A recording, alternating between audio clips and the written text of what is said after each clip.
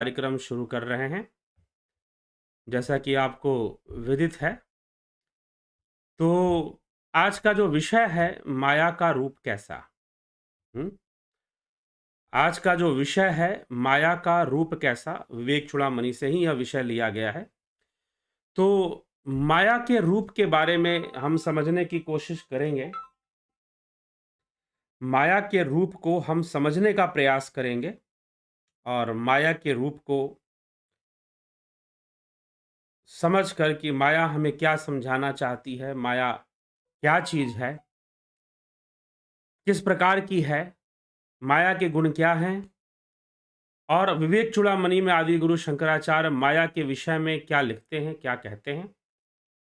इन सभी विषयों पर हम थोड़ी चर्चा आज कर लेंगे और कर लेंगे तो निश्चय ही हमें इसका बहुत लाभ मिलेगा और कई बातें, कई रहस्य समझ में आने शुरू कर देंगे।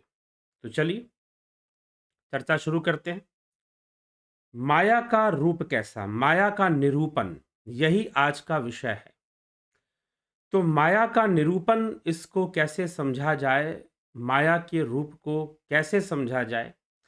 आदि गुरु शंकराचार्य माया के रूप के विषय में कुछ कह रहे हैं। तो चलिए हम आदि गुरु शंकराचार्य के वचनों और उनके दिए हुए श्लोकों और सूत्रों पर हम पहुंचे उससे पूर्व हम कुछ बातें इस विषय में समझ लें, कुछ बातें हम जान लें। तब जाकर उसकी पुष्टि और अच्छे से हो जाएगी, जो बात कही जा रही है, जो बात समझाई जा रही है। सबसे बड़ी बात क्या है कि क्या आप माया को देख सकते हैं? क्या आप माया को देख सकते हैं? सबसे पहला प्रश्न ये है कि क्या माया को देखा जा सकता है? माया का रूप कैसा? तो रूप होगा तो वो दिखाई भी देगा। तो जो वास्तव में माया को नहीं देखा जा सकता, लेकिन माया की अभिव्यक्ति को देखा जा सकता है। इसीलिए गोस्वामी तुलसीदास जी लिखा कि गो गोचर जहाँ लग मन जाई सो सब माया जानहु भाई। कि जहां जहां तक तुम्हारी इंद्रियां जाती हैं वहां वहां तक सब कुछ माया ही है। जहां जहां तक तुम्हारी इंद्रियां जाती हैं वहां तक सब कुछ माया ही है, क्योंकि इंद्रियों के द्वारा जो भी अनुभव हो रहा है वो माया है। माया कहने का मतलब जो है भी और नहीं भी है। जो है भी और नहीं भी है, दोनों ही स्थिति माया में बन जाती है। तो माया का निरूपण आज हम करेंगे इस व्याख्यान के माध्यम से। तो माया अव्यक्त है, परंतु व्यक्त भासती है। नहीं है फिर भी होने का भास कराती है। माया मिथ्या है। मिथ्या कहने का मतलब असत्य है? जी नहीं, असत्य तो नहीं कह सकते। वह जो कुछ भी हमें दिखाती है वो वस्तु का वैसा रूप नहीं है जैसा वो दिखाती है। जैसे रज्जू में सर्प का दर्शन होना माया है। कुछ तो है ना वहां पर, रज्जू तो है कम से कम, लेकिन उसको जैसा दिखाई देना चाहिए वो वैसा नहीं दिखाई दे रहा है, वो सर्प के समान दिखाई दे रहा है। तो इंद्रियों से होने वाली जो अनुभूतियां हैं वो ऐसी ही होती हैं, क्योंकि इंद्रियों की अपनी सीमा निश्चित है। आंखों की देखने की सीमा निश्चित है, कानों के सुनने की सीमा निश्चित है। आंखों के देखने की सीमा निश्चित है, कानों के सुनने की सीमा निश्चित है। तो ये सारी बातें निश्चित हैं। तो निश्चित होने के कारण ये वही देखती हैं जितनी इनकी क्षमता है। आंखें वही देखती हैं जितनी आंखों की क्षमता है। कान उतना ही सुनते हैं जितना कानों में सुनने की क्षमता है। ठीक? कान इतना उतना ही सुनते हैं जितना कानों में सुनने की क्षमता है। आंखें उतनी ही देखती हैं जितना आंखों में देखने की क्षमता है। तो ये हमें दुनिया वैसी नजर आती है जैसी हमारी इंद्रियां हैं। इसीलिए अगर हम दूसरे जीवों की बात करें, अगर हम बात करें उल्लू की, अगर हम बात करें चमगादड़ की, अगर हम बात करें चौपाए जानवरों की, रेंगने वाले जीवों की, तो उनकी इंद्रियां अलग ढंग से काम करती हैं। जो उल्लू है वो दिन में नहीं देखता, वह रात्रि में देखता है। ठीक। चमगादड़ देखता नहीं है, वो अल्ट्रासोनिक वेव्स के थ्रू इमेज क्रिएट कर लेता है। जो रेंगने वाले जीव हैं वो कई प्रकार के अलग अलग रंग देखते हैं, जैसे ultraviolet rays, infrared rays भी देख लेते हैं। हम तो सात ही रंग देखते हैं, वो कुछ और भी देख लेते हैं। इसलिए माया मिथ्या है। माया जो हमें दिखाई दे रहा है वास्तव में वो सत्य नहीं है। वो हमें इसलिए दिखाई दे रहा है क्योंकि हमारी आंखें वैसा ही देख सकती हैं। तो ये इन आंखों पे निर्भर करता है कि दुनिया आपको कैसी दिखाई देगी। दुनिया उतना ही नहीं है जितना आप देख पा रहे हैं, दुनिया उससे भी बहुत अधिक है। लेकिन हम अपनी दुनिया में रहते हैं और अपने आप को ही हम उसमें श्रेष्ठ समझना शुरू कर देते हैं। हमारा ये भ्रम है। इसीलिए माया मिथ्या है। माया मिथ्या है। माया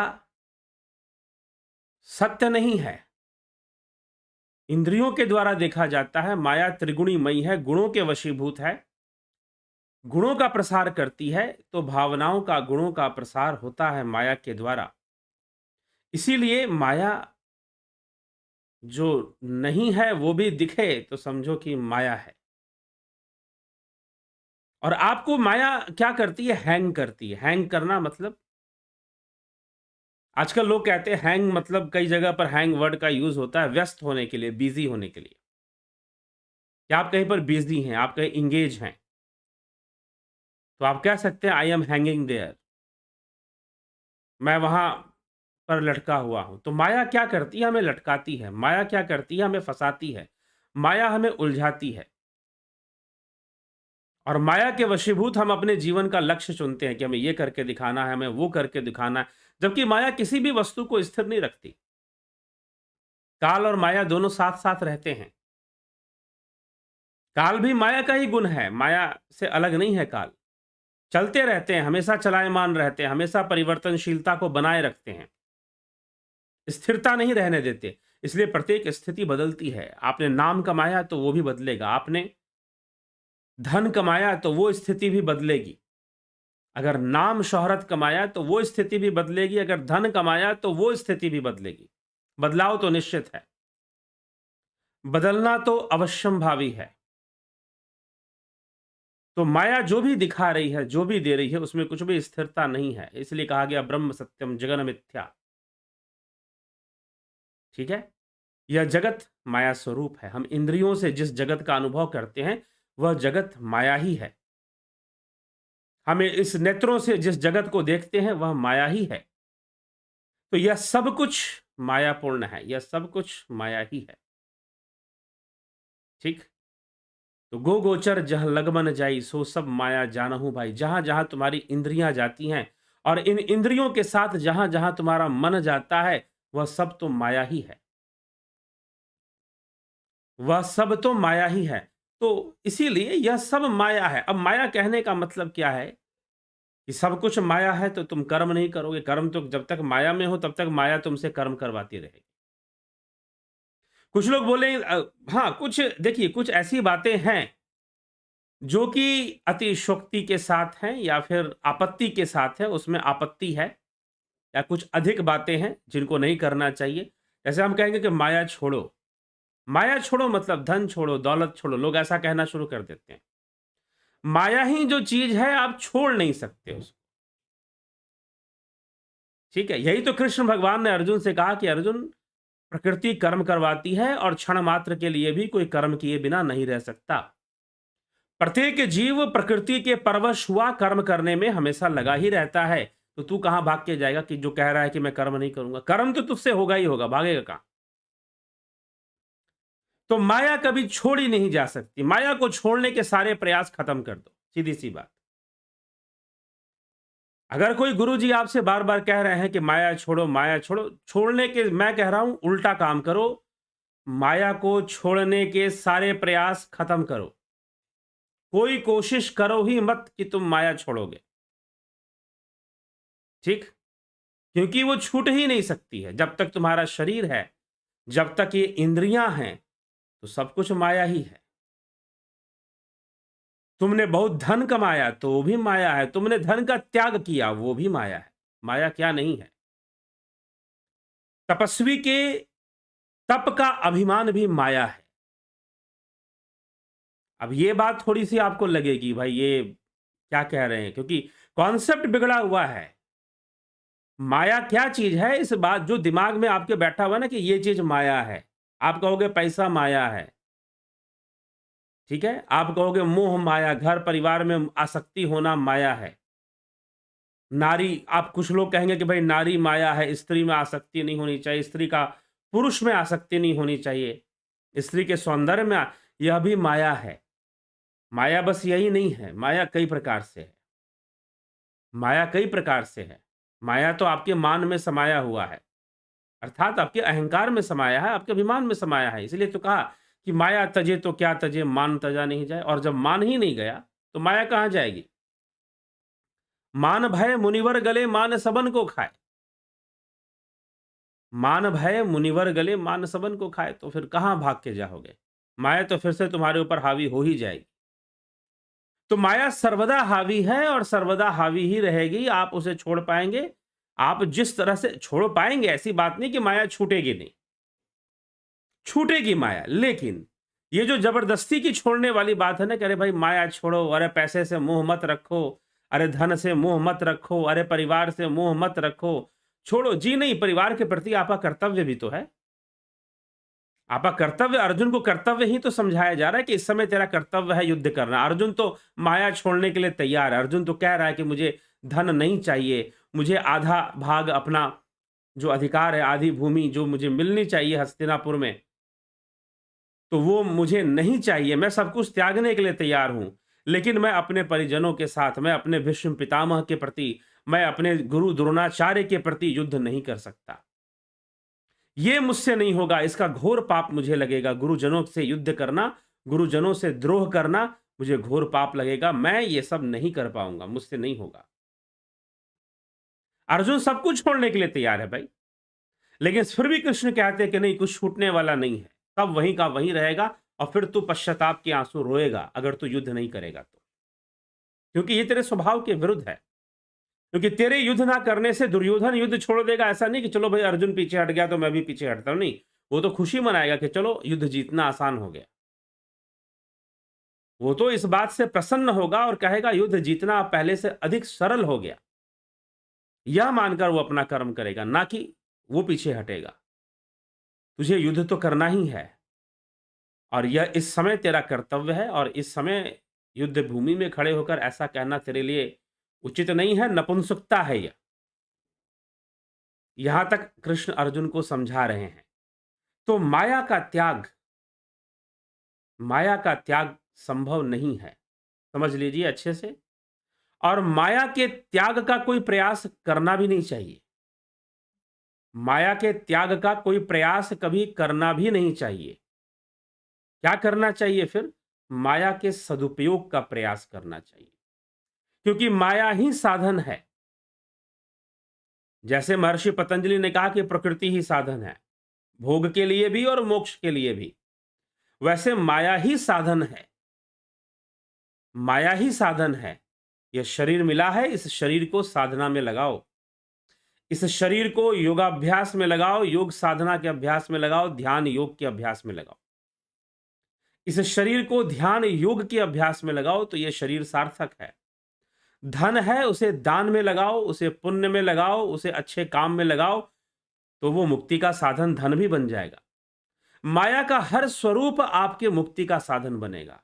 माया का हर रूप आपके कल्याण का साधन बनने वाला है, अगर आप कुछ बातें समझ गए, कुछ बातें समझ गए तब। तो इसीलिए आसक्ति नहीं होनी चाहिए। बात सही है, आसक्ति नहीं होनी चाहिए, क्योंकि व्यर्थ माया है क्या? सबसे बड़ी बात कि माया तो आपके मन में है। माया कहीं और नहीं है, माया मन ही समाये। माया तो मन में ही समाया हुआ है। और जब तक आपके मन में है तो बाहर से क्या कर लोगे? बाहर से कौन सी माया का त्याग कर दोगे? भीतर से त्याग करो। भीतर से माया का त्याग करो। किसी वस्तु से आसक्ति मत रखो। नदी जैसे बहती है, कई गांव आते हैं, कई शहर आते हैं, कई तट आते हैं, कई मोड़ आते हैं, कई नदी के जीवन में कई संघर्ष आते हैं, लेकिन नदी किसी भी शहर से, किसी भी गांव से, किसी भी घाट से किसी भी मोड़ से वो आसक्त नहीं होती, वो बहते चली जाती है। वो बहते चली जाती है और बहते-बहते जाकर वो समंदर में मिल जाया करती है। यह नदी का जीवन है। तो मनुष्य का जीवन भी इस संसार में, इस माया में ऐसा ही रहना चाहिए। किसी चीज़ से किसी का त्याग मत करो, लेकिन किसी चीज़ से आसक्ति भी मत रखो। ठीक है? क्योंकि ये त्याग करना भी बड़ा विचित्र चीज़ है। कई बार त्याग ही एक माया बन जाती है। एक बंधन का कारण बन जाता है, क्योंकि वो कहीं न कहीं मन में त्याग की भावना उत्पन्न कर देता है कि मैंने ये त्याग दिया या मैंने वो त्याग दिया। जी नहीं, अनासक्त रहो। आने वाली हर परिस्थिति में अनासक्ति से आगे बढ़ते जाओ, जीवन में बहुत कुछ मिलने लगेगा, जीवन में बहुत कुछ होने लगेगा। ठीक है? तो ये समझना ज़रूरी है, और जब हम ये समझेंगे तो निश्चय ही हमें बहुत लाभ की प्राप्ति होगी। हम जीवन को और अच्छे ढंग से जी पाएँगे। तो संपूर्ण जीवन माया के कारण ही है। संपूर्ण जीवन भी माया के कारण है। जीवन भी माया के कारण है। तो इसीलिए इस जीवन में इस माया का सदुपयोग हो जाए, इसको सीढ़ी बना लो। एक ही सीढ़ी है, उसी से उतरना है, उसी से चढ़ना है। उतरोगे तो भोग है, चढ़ोगे तो योग है। उतरोगे तो भोग है, चढ़ोगे तो योग है। तो यह बातें हैं माया के विषय में, उसका सदुपयोग होना चाहिए। सही दिशा, हम चुनाव हमारा है ना, माया ने तो हमारे सामने विकल्प रख दिए हैं। विकल्प रख दिए हैं, अंगूर आपके पास है, किशमिश बना के खा लो, नहीं तो शराब बना के पी लो, मर्जी आपकी है। माया हर विकल्प दे देती है कि भाई तुम चुनाव कर लो, तुम्हें क्या करना है। तुम जैसा कर्म करोगे वैसा फल आप भोगोगे। अंगूर की शराब बनाकर पियोगे तो शराब वाला फल मिलेगा। अंगूर की किशमिश बनाकर खाओगे तो किशमिश वाला फल मिलेगा। किशमिश का पोषण मिलेगा। ठीक है? तो ये आपके ऊपर निर्भर करता है। उसने दोनों ही विकल्प दिए हुए हैं। इसलिए एक माया है तो एक योग माया है। एक भोग माया है, एक योग माया है। एक भोग माया है और एक योग माया है। साधन है। शरीर एक साधन है। आप उसका प्रयोग कैसे करते हैं, ये आपके ऊपर निर्भर करता है। ठीक? तो यही बात हमको इस माया के रूप में समझना है। आदि गुरु शंकराचार्य जो समझा रहे हैं, अब हम उसे देखते हैं कि क्या कह रहे हैं। तो वो कह रहे हैं, अव्यक्त नामनी परमेश शक्ति रनाद विद्या त्रिगुणात्मिका परा कार्यानुमेया सुधियैव माया यया जगत सर्वमिदं प्रसूयते। जो अव्यक्त नाम वाली त्रिगुणात्मिका अनादि अविद्या परमेश्वर की पराशक्ति है, वही माया है। जिससे परमेश शक्ति, ठीक, परम ईश की जो शक्ति मानी गई है, जो उसकी प्रकृति मानी गई है, जो आद्या शक्ति के रूप में मानी गई है, जो अपरा मानी गई है, जो अव्यक्त नाम वाली क्योंकि यह अव्यक्त है। अव्यक्त नाम वाली, अब यहां पर अव्यक्त नाम आप समझना चाहते हैं, तो अब यहां पर प्रश्न उठता है कि भाई माया को भी अव्यक्त कहा जा रहा है। कैसे कहा जा रहा है?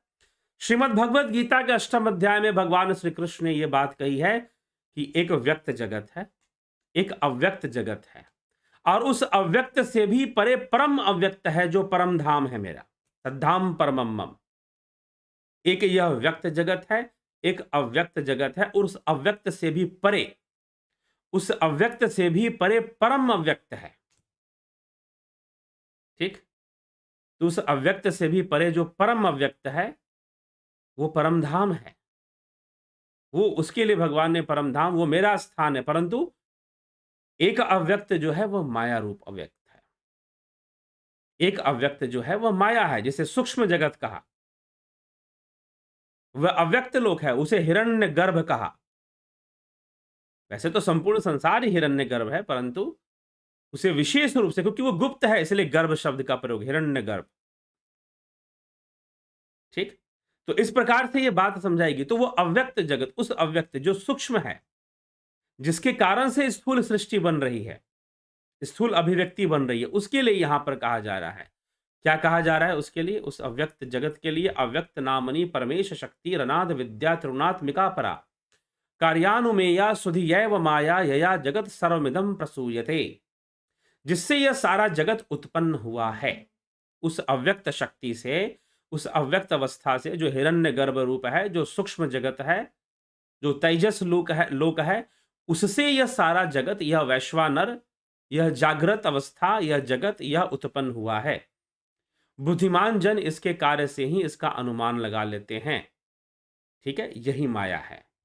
इसी को माया कहा जा रहा है कि इसे माया, इसमें हर चीज परिवर्तनशील है। फिर वो कहते हैं सन्नाप्य सन्नाप्युभयात्मिका नो भिन्नाप्य भिन्नाप्युभयात्मिका नो संगाप्यन्नंगाप्युभयात्मिका नाम महाद्भूता निर्वचनीय रूपा माया न संन्याप्य संन्याप्युभयात्मिका नो। अर्थात माया न सत है ना असत है। अब यहां पर आ गई बात। अब कहोगे तो बड़ी विचित्र बात है जी, माया ना सत्य है ना असत्य है। वैसे मैंने इस पर एक वीडियो बना चुका हूं, मैं पहले ही बता चुका हूं कि मिथ्या का अर्थ क्या है। मिथ्या, सत्य और असत्य, इन तीनों में अंतर क्या है समझना चाहिए। सूर्य पूर्व में उदय होता है और पश्चिम में सूर्यास्त होता है। यह बात क्या है? यह सत्य है, असत्य है या मिथ्या है? पहले भी इस पर वीडियो बन चुकी है। सूर्य पूर्व में उदित होता है और पश्चिम में जाकर अस्त हो जाता है। तो अब यह बात क्या है? सत्य है, असत्य है या मिथ्या है? तो यह बात, यह तथ्य क्या कहलाएगा? मिथ्या कहलाएगा। ना तो यह सत्य है और ना ही असत्य है। तो माया मिथ्या है, सत्य और असत्य नहीं है। सत्य तो है ही नहीं और असत्य भी नहीं है, मिथ्या है। सूर्य पूर्व में निकलता है, पश्चिम में अस्त होता है, यह तो हमें दिखाई देता है, तो असत्य नहीं है ये। यह तो हमें दिखाई देता है, तो हम इसे असत्य नहीं बोल सकते कि सूर्य पूर्व में निकलता है और पश्चिम में अस्त हो जाता है, तो यह बात असत्य तो नहीं है। लेकिन क्या यह सत्य है? तो यह सत्य भी नहीं है, क्योंकि वास्तव में सूर्य का ना उदय होता है और ना ही सूर्य अस्त होता है। सूर्य ना उदय होता है और ना ही सूर्य अस्त होता है। सत्य यह है कि पृथ्वी ही घूमती है, जिसके कारण से सूर्य उदय होता हुआ और अस्त होता हुआ दिखाई देता है। लेकिन सूर्य ना कभी उदय होता है और ना ही सूर्य कभी अस्त होता है। इसीलिए यदि हमें दिखाई दे रहा है कि पूर्व से सूर्य उदय हो रहा है, पश्चिम में सूर्यास्त हो रहा है, तो यह घटना मिथ्या है, यह बात मिथ्या है, ना सत्य है और ना ही असत्य है। ठीक, ना सत्य है और ना ही असत्य है, तो यह बात मिथ्या है, तो यह माया है। वास्तव में जो नहीं है वो दिखाई दे रहा है, जैसे कि रस्सी पड़ी हुई है और उसमें सांप दिखाई दे, तो माया हो गया। तो माया का रूप ऐसा है, माया का रूप ऐसा। इसलिए आदि गुरु शंकराचार्य यहां पर कहते हैं कि ना सत्य है ना असत्य है और ना ही उभय रूप है। उभय रूप मतलब सत्य और असत्य से मिश्रित भी नहीं है। सन्नाप्य सन्नाप्यु उभयात्मिकानो भिन्नाप्य भिन्नाप्यु उभयात्मिकानो संगाप्य नंगाप्यु उभयात्मिकानो। अर्थात न सत्य है ना असत्य है ना उभय है, ना भिन्न है और ना अभिन्न है। क्या माया भिन्न है? क्या माया भिन्न वस्तु है? कोई भिन्न सत्ता लिए हुए? जी नहीं, माया भिन्न नहीं है। माया ब्रह्म से भिन्न नहीं है। इसीलिए कहा जा रहा है ना अभिन्न है ना अभिन्न है ना उभय है, ना अंग सहित है ना अंग रहित है। क्या माया के अंग हैं बहुत सारे? जी नहीं। क्या माया के कोई अंग नहीं है? ऐसा भी नहीं है उसके, क्योंकि जितने भी अंग बनेंगे वो माया रूप ही बनेंगे, वो मिथ्या रूप बनेंगे। इसीलिए ना वो अंग सहित है और ना ही अंग रहित है, और इसीलिए ना उसमें उभयात्मिकता भी नहीं है। किंतु अत्यंत अद्भुत और अनिर्वचनीय है, जो कहीं ना जा सके। माया ऐसी है जो कहीं ना जा सके, अनिर्वचनीय रूपा है वह। मतलब कि क्या चीज माया है, यह कोई कहने का विषय नहीं है, यह कोई बतलाने का विषय नहीं है, क्योंकि माया स्वयं अनिर्वचनीय है। वो वचन से परे है, वह वचन से परे है। इसलिए माया अनिर्वचनीय यहां पर माया को बताया जा रहा है। माया की स्थिति जो है वह अनिर्वचनीय है। मतलब उसके बाद जैसे ब्रह्म को कहा गया अनिर्वचनीय, ब्रह्म अनिर्वचनीय है। ब्रह्म को वचनों से समझाया नहीं जा सकता कि क्या है, बताया नहीं जा सकता। हाँ, ध्यान योग साधना की अनुभूतियों से और तर्कपूर्ण चिंतन से, मनन से व्यक्ति को ब्रह्म की समझ बन जाती है, वो एक अलग बात है। परंतु ब्रह्म को बताया नहीं जा सकता, ब्रह्म को सिखाया नहीं जा सकता। वैसे ही माया अनिर्वचनीय है, वचनों से परे है, उसके लिए कुछ वचन नहीं है, क्या बताएंगे? क्योंकि वह इसी प्रकार से हमें माया में ही रहना है, माया से ही काम करना है और माया को ही मोक्ष का साधन बना देना है। यह माया ही मोक्ष की साधन बन जाती है। तो यह भी बात हमें समझ लेना चाहिए। तो इसीलिए माया ना सत है, ना असत है, ना भिन्न है, ना अभिन्न है, ना अंग रहित, ना ही स अंग है। अंग के साथ भी नहीं है और अंग रहित भी नहीं है। ठीक? सत्य भी नहीं है, असत्य भी नहीं है और उभय भी नहीं है। तो इस प्रकार से माया की व्याख्या आदि गुरु शंकराचार्य करते हैं। अंततः यह बहुत ही अद्भुत और अनिर्वचनीय है। बहुत ही अद्भुत और अनिर्वचनीय है। फिर आगे कहते हैं, शुद्धा द्वयी ब्रह्म विबोध नाशया सर्प भ्रमो रज्जु विवेकतो यथा रजस्तमा सत्वमीति प्रसिद्धा गुणास्तदिया प्रथितये स्वकार्य है। रज्जु के ज्ञान से सर्प ब्रह्म के समान व अद्वितीय शुद्ध ब्रह्म के ज्ञान से ही नष्ट होने वाली है। माया कैसी है? तो रज्जु के ज्ञान से सर्प ब्रह्म के समान माया है। माया ब्रह्म है, इल्यूजन है। जो चीज जैसी है वैसे ना देखकर किसी और रूप में दिखाई देती है।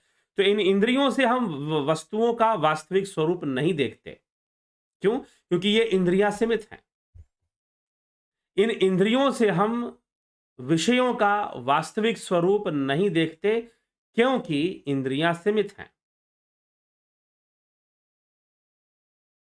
ठीक? इंद्रियों से हम विषयों का, किसी भी विषय वस्तु का हम वास्तविक रूप नहीं देख पाते। क्यों? क्योंकि इंद्रियां सीमित हैं। सीमित दायरे में इंद्रियां काम करती हैं। ठीक? ये थोड़ा-सा समझ लेने का यह विषय है। तो इसीलिए रज्जु में जब सर्प दिखाई दे तो वह माया है। लेकिन जब तक माया समझ में नहीं आएगी कि भाई ये माया है, तब तक तो सर्प ही सत्य है ना। आप जब नींद से उठ जाते हो तब आपको पता चलता है कि आप स्वप्न देख रहे थे। अन्यथा जिस समय आप स्वप्न देख रहे थे, तो आपके जीवन का जो सत्य है वो स्वप्न सत्य ही था। वो जो स्वप्न था वो सत्य ही था, वो झूठ नहीं था। झूठ तो तब बना जब नींद टूट गई। जब आप नींद से उठ गए तब वह जाकर झूठ बना, नहीं तो वो सत्य था। ठीक? तो ये चीज है। तो अब रज्जु में सर्प का दर्शन होना यह माया है। सूर्य कभी उदय नहीं होता और ना ही कभी अस्त होता, लेकिन फिर भी इस पृथ्वी के घूमने के कारण सूर्य का उदय होना और अस्त होना दिखाई देना, और हमारी संपूर्ण दिनचर्या इन दो घटनाओं पर निर्भर होती है, सूर्योदय और सूर्यास्त। तो यह जो सूर्योदय और सूर्यास्त की घटना दिखाई दे रही है, यह माया है, क्योंकि ऐसी कोई घटना घटती नहीं है, लेकिन फिर भी दिखाई दे रही है। ऐसी कोई घटना नहीं घटती कि सूर्योदय हो और सूर्यास्त हो, लेकिन फिर भी पृथ्वी पर ऐसी स्थिति बनती है जहां पर हमें सुबह में सूर्योदय दिखाई देता है और शाम को सूर्यास्त, और शाम और सुबह होते ही सूर्योदय और सूर्यास्त के कारण होते हैं। हमें सूर्यास्त दिखाई देता है, परंतु सूर्यास्त नामक कोई चीज की स्थिति नहीं है। सूर्यास्त नामक किसी ऐसी चीज की कोई स्थिति नहीं बनती है। सूर्य ना उदय है ना अस्त है, ये तो पृथ्वी घूमती है तो हमें अस्त और उदय होता हुआ दिखाई दे रहा है, बस इतनी सी बात है। ठीक? तो जिज्ञासुओं ये हमें समझ लेना, और आदि गुरु शंकराचार्य यही समझा रहे कि अब समझ में आया कि माया क्या? माया ब्रह्म है। ये भ्रम दूर कैसे होगा? तो ब्रह्म से होगा, ब्रह्म के ज्ञान से होगा। तो यहाँ पर आदि गुरु शंकराचार्य यही कहते हैं, रजस्तम सत्वमीति प्रसिद्धा गुणास्तदिया प्रथितये स्वकार्ये शुद्धा द्वयी ब्रह्मा विबोध नाशया सर्प भ्रमो रज्जु विवेकतो यथा। रज्जु के ज्ञान से सर्प ब्रह्म के समान व अद्वितीय शुद्ध ब्रह्म के ज्ञान से ही नष्ट होने वाली है। रज्जु के ज्ञान से जो सर्प ब्रह्म के समान ज्ञान हो गया है, वह अद्वितीय शुद्ध ब्रह्म के ज्ञान से ही नष्ट होने वाली है। जगत का जो भ्रम है वह इसी प्रकार से ब्रह्म चिंतन और ध्यान योग से हमें समझ में आ जाता है कि जगत का सत्य क्या है।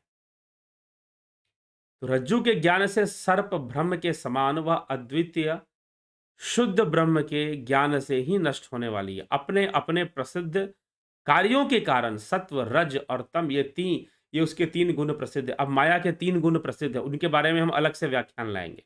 कौन-कौन से 3 गुण प्रसिद्ध हैं? पहले माया का स्वरूप समझ में आए। माया का स्वरूप जो ना होते हुए भी अगर भासे कोई ऐसी चीज़, जैसे कि रस्सी पड़ी है लेकिन आपको साँप समझ में आ रहा है, आपको साँप दिखाई दे रहा है, तो ये माया है। तो ये संपूर्ण जगत रज्जू में सर्प के समान है। आदिगुरु शंकराचार्य कहते हैं कि जो संपूर्ण जगत है, माया के कारण रज्जू में सर्प के समान है। यह संपूर्ण जगत माया के कारण रज्जू में सर्प के, मतलब हम जो कुछ भी देख रहे हैं, everything is illusion due to your senses, because senses can't see truth. जो इंद्रियां हैं वो सत्य को नहीं देख सकती हैं। वो जब भी देखेंगी तो रज्जू में सर्प के समान ही जगत को देखेंगी। तो यह रज्जू में सर्प का यह उदाहरण लिया गया है, इसको समझ लेने की आवश्यकता है। इसको समझ लेने की आवश्यकता है। तो रज्जू में सर्प के समान ही ये जगत दिखाई देता है, जगत का अस्तित्व नजर आता है, और हमारे जीवन में धन, पैसा, रुपया, परिवार जो कुछ भी है वह उसी से नजर आता है। सब परवश होकर है, परवश जीव स्ववश भगवंता, जीव अनेक एक श्रीकंता। सब कुछ परवश होकर है।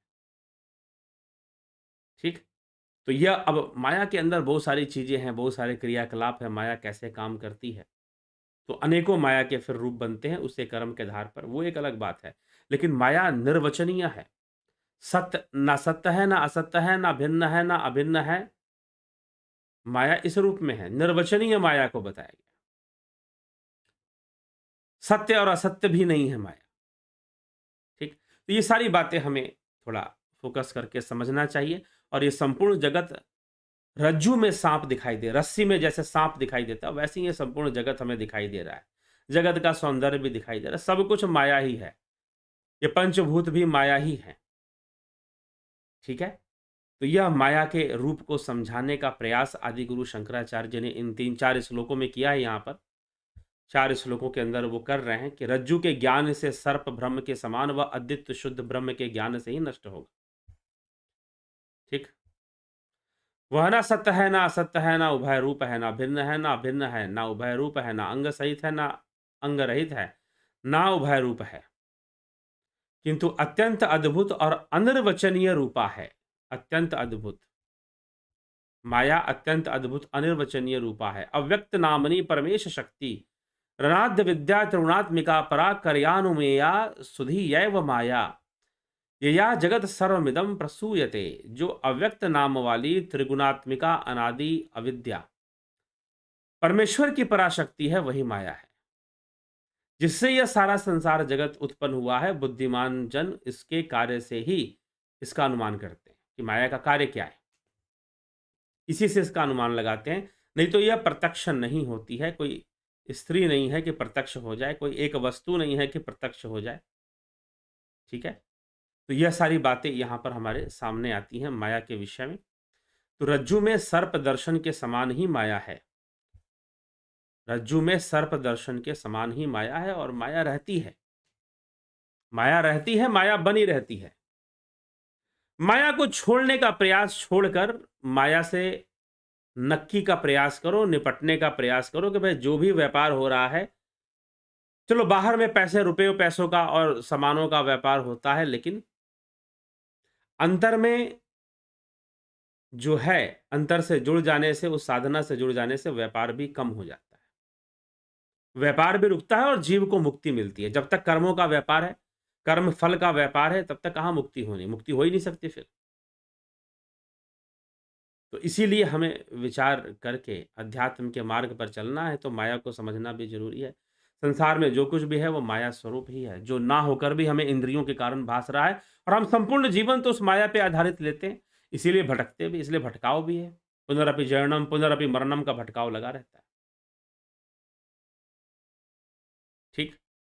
तो ये सब बातें हैं। तो चलिए आज के विषय को हम आगे बढ़ाएंगे, और आपके जो कमेंट्स हैं उन पर थोड़ी चर्चा कर दें कि कौन क्या कहता है। जगत नारायण जी बहुत अभिनंदन, रूपलाल जी बहुत अभिनंदन, चित्रंजन बरुआ जी बहुत अभिनंदन है, सोमनाथ शिंदे जी, बलदाऊ नाथ योगी जी, विक्रम सिंह और गौरव की तरफ से ठीक है जी, बहुत बहुत अभिनंदन। राम प्रकाश जी, बहुत बहुत अभिनंदन है। अवनी प्रधान जी, अभिनंदन। उषा श्रीवास्तव, विक्रम सिंह, राजू पाल, सविता नायक, हरिओम गुप्ता। जब शरीर से निकलकर जीव कर्म के अनुसार गति करता है, फिर घर वाले जो दान पुण्य करते हैं, उसका जीव को क्या लाभ मिलता है? लाभ, जी हाँ, बिल्कुल उसका लाभ पहुंचता है। क्योंकि घर वाले जो दान पुण्य कर रहे हैं, वो पुण्य कर्म कर रहे हैं, तो उस पुण्य का कर्म का फल उनके जो पूर्वज थे, जिनके कुल में उन्होंने जन्म लिया है, उनको भी प्राप्त होता है, और स्वाभाविक सी बात है, वो होगा। अगर आप कर्म सिद्धांत को स्वीकार कर रहे हो, तो वो भी आप मान लोगे कि हाँ, ऐसे कुछ विशेष लोग हो सकते हैं जिनका एक नियंत्रण रहता है, ठीक है? जिनका एक नियंत्रण रहता है कर्म पर।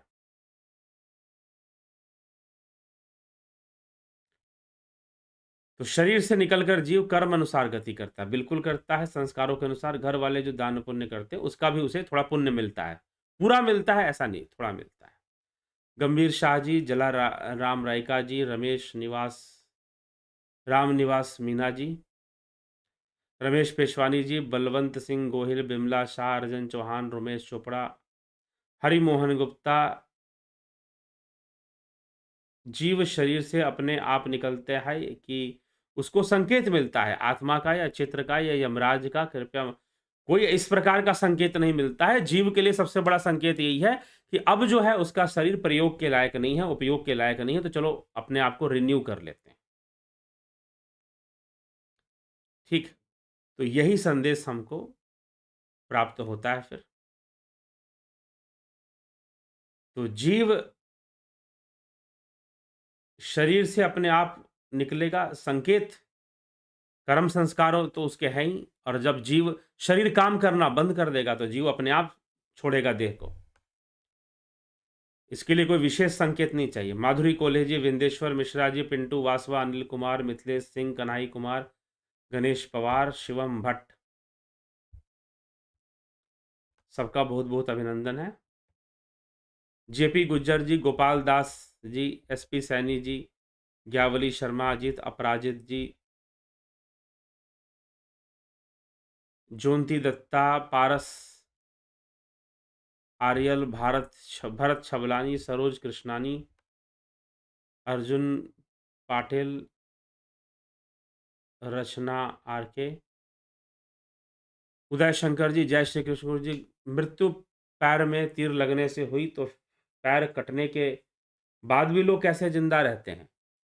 यदि तीर में विष था, तो कालिया नाग से अधिक विष नहीं होगा, कृपया मार्गदर्शन करें। तो कालिया नाग ने डसा ही नहीं था कृष्ण को, आप कहीं और जा रहे हैं उदय शंकर जी।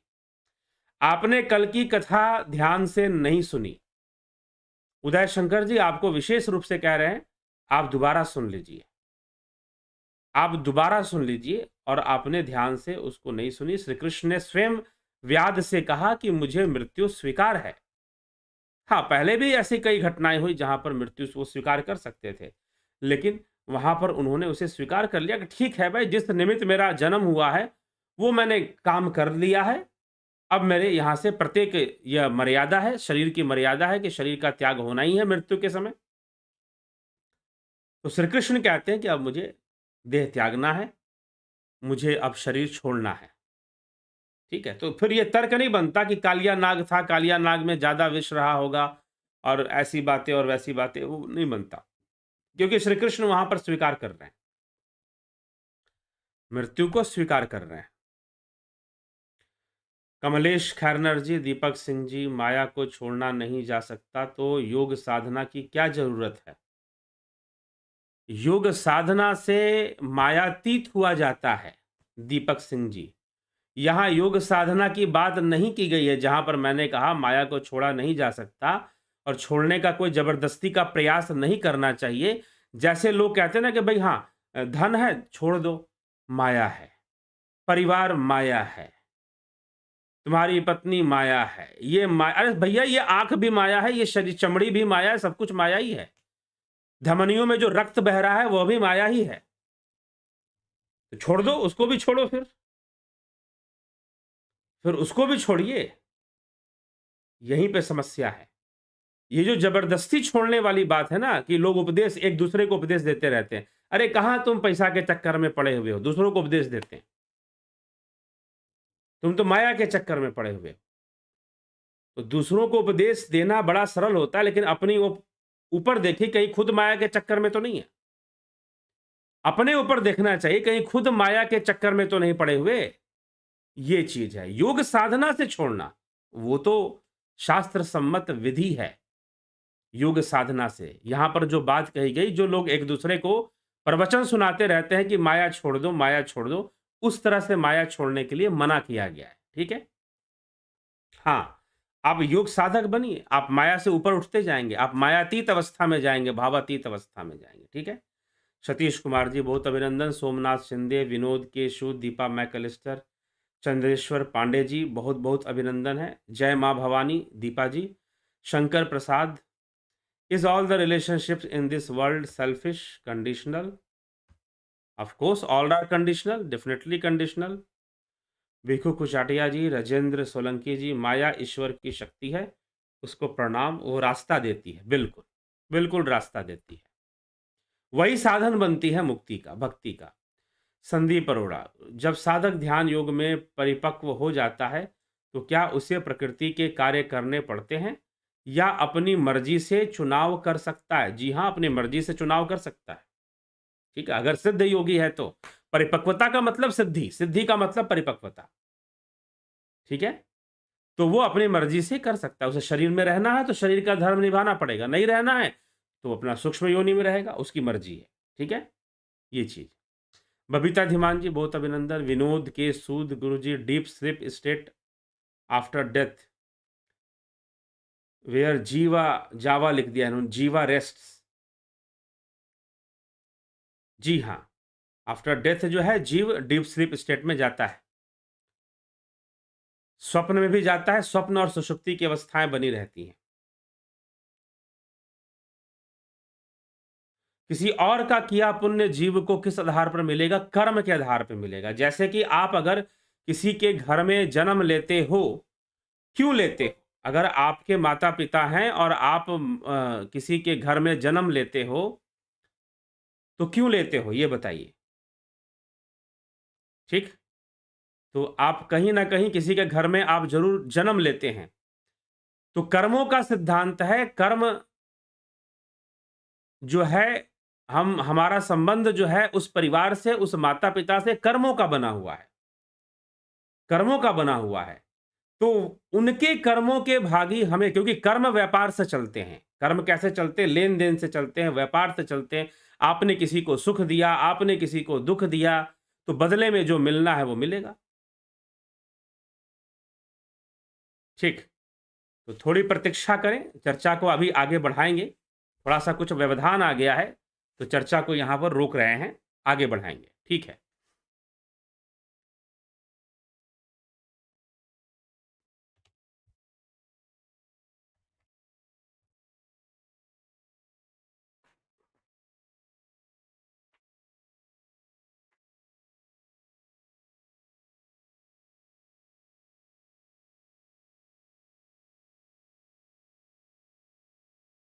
ठीक है जिज्ञासुओं, तो यह विषय समझना है। चंद्रेश्वर पांडे जी का प्रश्न है, किसी और का किया हुआ पुण्य जीव को किस आधार पर मिलता है?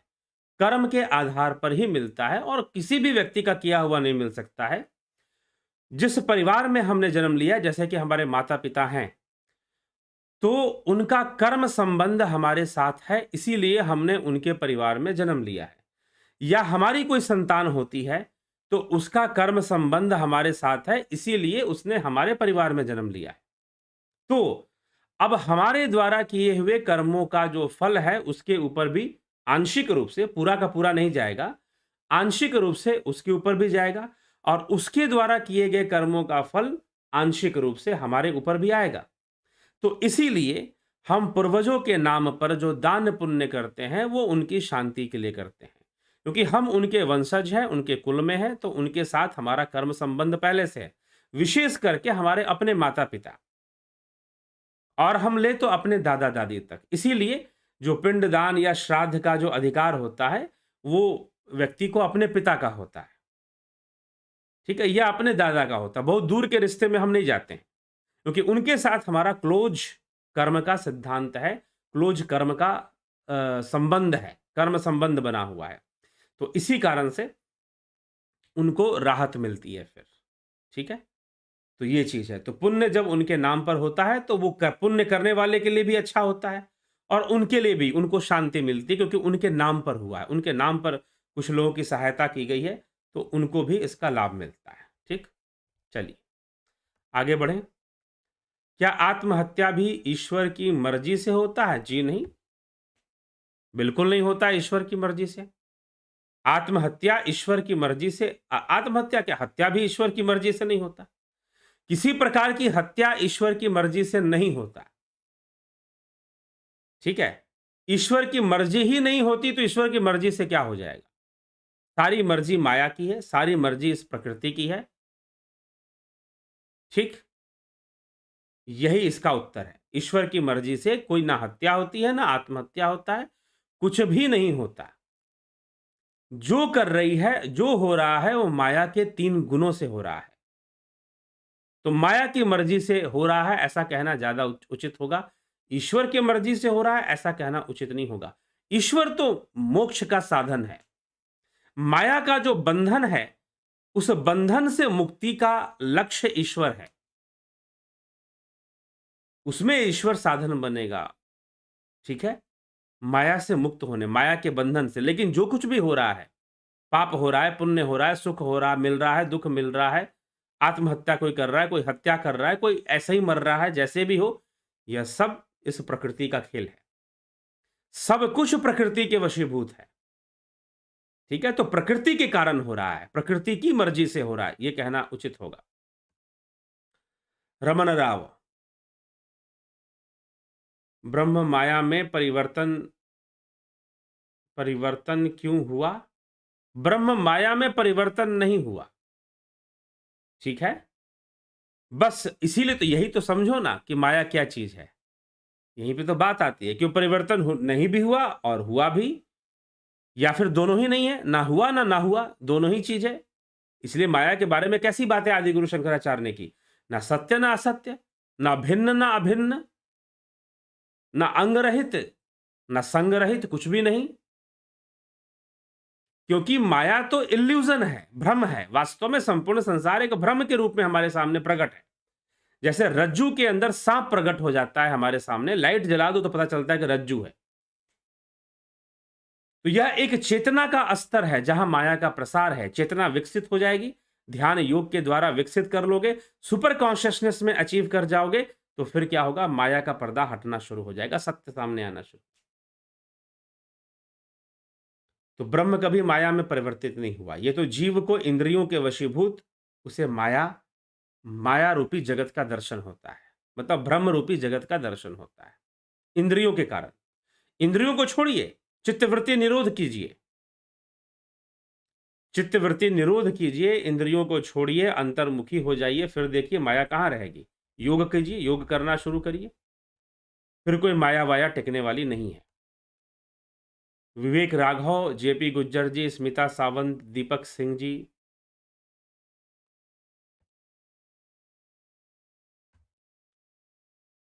ठीक, सबका मालिक एक, और वो मालिक है प्रकृति। ठीक, आप कहोगे कि भाई प्रकृति को तो ईश्वर चला रहा है, लेकिन ईश्वर की मर्जी नहीं है, क्योंकि ईश्वर भावातीत है। जब वो भावातीत है, जब वो भावनाओं से परे है, तो उसकी कृपा करने का कोई मतलब नहीं है। सबका मालिक एक होने का, सबका मालिक एक क्या, संपूर्ण प्रकृति का नियंता वह ईश्वर है, वह परमात्मा है। उसी का सकाश है, लेकिन उसकी मर्जी नहीं है। मर्जी माया की है, मर्जी माया की है। तो जब इस माइक जगत में, जब इस भाव जगत में आप कहते हो कि सबका मालिक एक, तो वह सबका मालिक एक कौन है? वह एक कौन है? वह एक प्रकृति है। क्योंकि मालिक कहना भी एक भावना है, तो वह अपना मालिकित्व दिखाता नहीं है। ठीक है? वो दिखाने नहीं आता कि मैं मालिक हूं। वो मालिक होते हुए भी जो ईश्वर का जो की जो सत्ता है, वह होते हुए भी वह माया को ही हमारे सामने रखता है। माया ही हमारे साथ, क्योंकि इंद्रियों से माया ही संभव है। इंद्रियों के द्वारा जो भी अनुभव करोगे वह मिथ्या ही पॉसिबल है, क्योंकि इंद्रियों की सीमा है। इंद्रियों की सीमा निश्चित होने के कारण वह उतना ही देख सकती हैं, उतना ही सुन सकती हैं, जितनी उनकी सीमा है, जितना उनकी क्षमता है। उससे ज़्यादा देख सुन नहीं सकती वो। तो फिर सबका मालिक कौन एक? कौन-सा एक मालिक? किसी एक मालिक की बात करते हैं। वो एक मालिक फिर कहाँ रहता है? 7वें आसमान पे रहता है क्या? कहाँ रहता है वो एक मालिक? तो तत्व रूप में एक है, लेकिन संख्या रूप में एक नहीं है। अनंत है। जो ईश्वर है वो अनंत है, वो एक नहीं अनंत है, अनंत। तो फिर यहाँ सबका मालिक एक वाली बात कट जाएगी, गलत साबित हो जाएगी। ठीक है? सबका मालिक एक वाली बात गलत साबित हो जाएगी, क्योंकि वह तो अनंत है, तो उसे एक क्यों बोलते हो? वो तो अद्वैत है, अनंत है, उसे एक ना बोलो। हाँ, तत्व रूप में वो एक है, ठीक? लेकिन उसकी कोई संख्या नहीं है, उसकी कोई गिनती नहीं है, वो तो अनंत है। साधक के सिद्ध हो जाने पर उसकी जन्म कुंडली के ग्रहों का असर उस पर होता है या नहीं है? अगर शरीर में है तो असर होगा। हाँ, वो अगर सिद्ध हो चुका है, तो ग्रहों के असर को मैनेज करना जान जाएगा, उनको पकड़ना जान जाएगा और उनसे मुक्त रहना जान जाएगा, सीख लेगा वो, बस इतनी सी बात। लेकिन असर तो होगा, स्थूल जगत पर उसका असर होगा ही होगा, भावनात्मक जगत पर ग्रहों का असर आएगा ही आएगा, नहीं आने का प्रश्न नहीं उठता। लेकिन अगर वो सिद्ध योगी हो गया, परिपक्व हो गया, तो वो फिर उसके ऊपर वो इन सब चीज़ों से बचना सीख लेगा, जानना सीख लेगा, ठीक है? विनोद कुमार जी, नमस्कार सर। क्या किसी स्त्री या पुरुष के रूप के प्रति आकर्षण भी माया है? 100% माया है, क्यों नहीं माया है? वो भी माया है, ठीक। अगर है तो इससे कैसे पीछा छुड़ाए? जब माया से पीछा छुड़ाओगे तो इससे भी पीछा छूट जाएगा। लेकिन इसी के पीछे पड़ जाओगे कि जबरदस्ती इससे पीछा छूटे तो फिर नहीं। लेकिन अगर माया से पीछा छुटाओगे, योग साधना की ओर आगे बढ़ोगे, ध्यान योग करोगे, अभ्यासी बनोगे, तो इन सब चीज़ों की भी समस्याओं का समाधान भी आपको मिलना शुरू हो जाएगा। आकर्षण तो फिर भी रहेगा, क्योंकि आकर्षण है, जगत के कारण है, भावनाओं के कारण है, वृत्तियों के कारण है। आहार, निद्रा, भय, मैथुन, ये गूढ़ वृत्तियां हैं जीव के अंदर, चाहे वो कोई कीट पतंग हो, चाहे मनुष्य हो, उन सबके अंदर आहार, निद्रा, भय, मैथुन है। तो इन वृत्तियों के कारण आकर्षण तो रहेगा, लेकिन एक विवेक जागृत हो जाएगा, एक ज्ञान जागृत हो जाएगा योग साधना के द्वारा। ठीक। हाँ, प्रकृति क्या है? प्रकृति को तो वनस्पति जगत ही साधारण तथा समझा जाता है, लेकिन वनस्पति जगत प्रकृति नहीं है, कृति और प्रकृति। प्रतिक्रिया ही प्रकृति है। हर कर्म का फल आएगा, हर एक्शन का रिएक्शन होगा। यह जो रिएक्शन आ रहा है, यह प्रकृति है। तो जितने भी संपूर्ण जगत का जो हमारा अनुभव है, वो एक रिएक्शन है। हमारे द्वारा जो संपूर्ण जगत का जो एक्सपीरियंस है, हमारे द्वारा जो संपूर्ण जगत का अनुभूति है, अनुभव है, वह प्रकृति है। ठीक? अब इसमें अंतः प्रकृति भी है, बाह्य प्रकृति भी है। बाह्य प्रकृति में हम इंद्रियों से बाह्य चीज़ों को ग्रहण करते हैं, और फिर अंतः प्रकृति में हमारा मन, बुद्ध, चित्त, अहंकार, अंतःकरण, चतुष्टय रहता है। तो यह सब प्रकृति है, और जो कुछ भी है प्रकृति का ही विकास का परिणाम है। इवोल्यूशन है, इवोल्यूशन ऑफ नेचर कहिए, इवोल्यूशन ऑफ प्रकृति, प्रकृति का विकासवाद है यहाँ पर, जिससे कि कई चीज़ें हमें दिखाई देती हैं, उनका अस्तित्व बनता है। तो क्रिया और प्रतिक्रिया का जो खेल चल रहा है, यही प्रकृति है, जहां पर काल का अस्तित्व है। काल का अस्तित्व इसीलिए है क्योंकि क्रिया हो रही है और प्रतिक्रिया हो रही है। क्रिया और प्रतिक्रिया रुक जाए तो काल भी नहीं रहेगा, फिर कोई परिवर्तन ही नहीं होगा फिर। तो नित्य परिवर्तनशील और सक्रिय जो दिखाई दे रही है, चलायमान दिखाई दे रही है, वो प्रकृति है। ठीक। तो यह प्रकृति का स्वरूप है। योग सूत्र में भी इसकी चर्चा है, आगे भविष्य में भी कई बार चर्चा है। तो ये प्रकृति, क्रिया और प्रतिक्रिया, जो भी एक्शन होगा उसका रिएक्शन आएगा। ठीक। Every action has a equal and opposite reaction. Newton second law या थ्री लॉज ऑफ मोशन जिसको बोलते हैं न्यूटन के, उससे भी थोड़ा समझ सकते हैं। तो यह जो प्रकृति है, यह जो क्रिया हो रही है और उसकी प्रतिक्रियाएं आ रही हैं, और हम प्रतिक्रियाओं को ही अनुभव कर रहे हैं। हमें दुख के रूप में प्रतिक्रिया मिल रही है, हमें सुख के रूप में प्रतिक्रिया मिल रही है, हमें मोह, लोभ, मोह, काम, क्रोध, अहंकार के रूप में प्रतिक्रिया मिल रही है। ये जितनी भी प्रतिक्रियाएं हैं, यही हमारे समक्ष प्रकृति है, ना कि मात्र पेड़ पौधे और वनस्पति जगत को प्रकृति। ठीक है, एक बाहरी रूप में लोग कह देते हैं, लेकिन जब हम यहाँ पर फिलॉसफिकली, दार्शनिक रूप से, वैज्ञानिक रूप से इसका और भाषा के रूप से, निरुक्त से जब अर्थ निकालेंगे प्रकृति का, भाषा से जब अर्थ निकालेंगे, कृति और प्रकृति, कृति और प्रकृति, reaction, everything is in the form of reaction. ठीक है, तो यह रिएक्शन ही प्रकृति है। इसका मतलब साईं बाबा की कही हुई बात गलत है। अब उन्होंने किस दृष्टि से कहा था, उन्होंने क्या सोचकर कहा था, इस पर यह बात आ जाती है। ठीक है, लेकिन इसीलिए तो मैंने आपसे कहा कि तत्व रूप में एक है, संख्या रूप में अनंत है। अनंत है, सर्वव्यापी है। तो जो सर्वव्यापी है, वह मालिक एक कैसे हो सकता है? वो तो सर्वव्यापी, वो तो अनंत ही कहलाएगा फिर। ठीक है, तो इसीलिए एक एक कहने से काम नहीं चलता है। कोई एक शक्ति ऊपर बैठी हुई है, ऐसा तो यह तो अंधविश्वास ही है कि बैठी हुई है। आपके जीवन में जो भी घटनाएं घट रही हैं, थ्रू नेचर, प्रकृति के कारण ही घट रही हैं। इस बात की पुष्टि श्रीमद् भगवद गीता करती है। इस बात की पुष्टि हमारे धर्मशास्त्र करते हैं कि प्रकृति के कारण सारी घटनाएं घट रही हैं। ये तीन गुण माया के हैं, प्रकृति के हैं, उन्हीं के कारण कर्म हो रहा है। श्री कृष्ण भगवान गीता के तीसरे अध्याय में ही कह देते हैं कि जितने भी कर्म हो रहे हैं, सब प्रकृति के वश के कारण, प्रकृति के तीन गुणों के कारण ही हो रहे हैं। कर्म प्रकृतिर जैर गुणे, तीसरे अध्याय में भगवान कृष्ण ने कहा है। नहीं कश्चित क्षणमपि जातु सत्य कर्म कृत। क्षण मात्र के लिए भी अर्जुन तू कर्म का त्याग नहीं करता, क्योंकि प्रत्येक जीव प्रकृति के तीन गुणों के वशीभूत हुआ कर्म परायण बना रहता है। वो कर्म करवाती रहती है, कर्म में लगा कर रखती है वो। ठीक है, श्वास लेना और छोड़ना तक भी कर्म में आ जाएगा। तो ये है, तो सबका मालिक एक और ईश्वर की मर्जी, यह सब सनातन की विचारधारा नहीं है एक तरह से। ठीक, हाँ, ब्रह्म सत्य है, जगत मिथ्या कहा गया है। तो एकम ब्रह्मम द्वितीयम नास्ति, यह भी कहा गया है, लेकिन ब्रह्म तत्व जो है वह सर्वव्यापी है, तो उसका एक कहना उचित नहीं लगता है।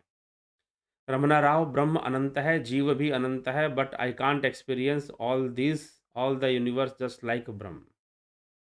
ये तो साधना का विषय है, ध्यान करेंगे तब जाकर आप समझ पाएंगे। और जीव की गति मोक्ष तक है। विनोद कुमार यादव, कुछ संस्था में गुरु मंत्र का जाप करने के लिए बोलते हैं, ये करना जरूरी होता है क्या? इसके बारे में कुछ बताएं। क्वेश्चन पूछने में कोई त्रुटि हो तो माफ करें।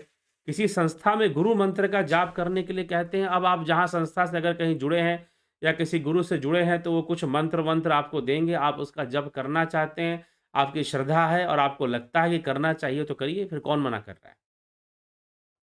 जरूरी और नहीं जरूरी वाली बात क्या है? आपने वहां गए हैं क्यों आप? हाँ, अपना ज्ञान वर्धन कीजिए, ज्ञान की वृद्धि कीजिए, बातों को और समझिए, शास्त्रों का ज्ञान बढ़ाइए, फिर लगेगा कि मंत्र से बढ़कर भी और कुछ करना चाहिए तो करिए, फिर आगे बढ़िए, ध्यान योग में बढ़िए, ध्यान योग का अभ्यास करिए फिर। ठीक है, तो करना जरूरी है नहीं जरूरी है, ये आपका व्यक्तिगत विषय है। आप अगर ऐसी अवस्था में हैं, आपकी मनोदशा ऐसी है, श्रद्धा से भरी हुई है गुरु जी के प्रति, तो जरूर करिए। ठीक है, अवश्य करिए। चलिए, इसी के साथ विचारों को यहाँ पर विराम देंगे, इस सभा को यहाँ विराम देंगे, और कल जो है कल फिर से हम यहाँ पर मिलेंगे। कितने बजे? 9 बजे यहाँ आएंगे, और 9 बजे यहाँ आकर हम फिर से चर्चा को आगे बढ़ाएंगे। और त्रिगुणी माया, आज है माया का रूप, कल त्रिगुणी माया का रूप हम सुनेंगे कि माया के 3 गुण क्या होते हैं। माया के 3 गुण क्या हैं, कौन हैं, उनके बारे में हम सुनेंगे, जानेंगे, समझेंगे। ठीक है, तो इसी के साथ अभी हम विचारों को यहाँ विराम देते हैं। तो बहुत-बहुत आभार आप सभी का। जुड़े रहें, बने रहें, आगे बढ़ते रहें और लाभ उठाते रहें। कल मिलते हैं 9 बजे।